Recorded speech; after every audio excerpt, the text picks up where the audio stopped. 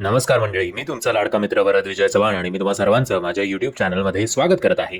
मंडळी, मन येडागत झालं नावाचा नवीन मराठी सिनेमा येत्या 1 मार्च 2024 पासून आपल्याला आपल्या जवळच्या चित्रपटगृहात पाहायला मिळणार आहे.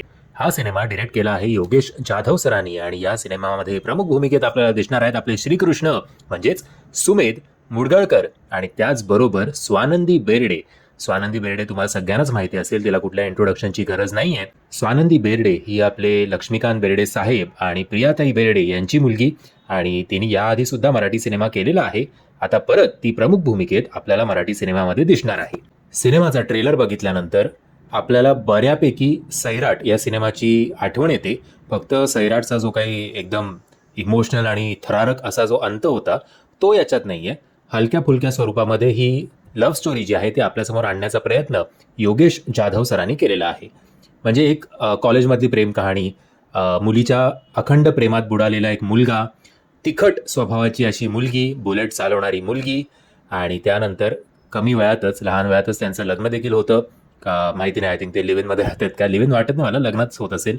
आणि मग लग्न झाल्यानंतर त्या दोघांमध्ये जे काही बाचाबाची होते त्याच्यावर आधारित हा संपूर्ण सिनेमा आहे. आता इन द एंड सैराटसारखं एक थ्रिलरवाला एंडिंग या सिनेमामध्ये नसेल, हॅपी एंडिंगच असेल अशी आपण अपेक्षा करूया.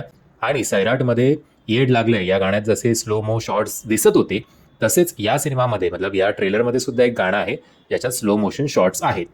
सो ठीक आहे, कदाचित इन्स्पायर्ड फ्रॉम असं म्हणूया, बट आपल्याला एक वेगळं व्हर्जन सैराटचं या सिनेमाच्या माध्यमातून बघायला मिळेल अशी आशा करूया.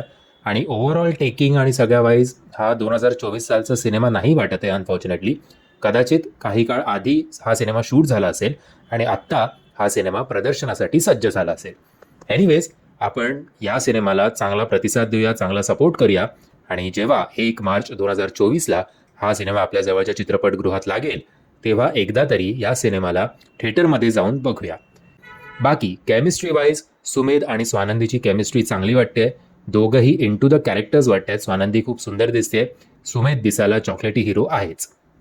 मंडळीचा हा ट्रेलर तुम्ही बघितला नसेल तर त्याची लिंक मी तुम्हाला खाली डिस्क्रिप्शन बॉक्समध्ये देतोय. मी आशा करतो तुम्हाला हा व्हिडिओ आवडला असेल. जर तुम्हाला हा व्हिडिओ आवडला असेल तर प्लीज या व्हिडिओला लाईक, शेअर आणि चॅनलला सबस्क्राईब करायला विसरू नका. जय हिंद, जय महाराष्ट्र.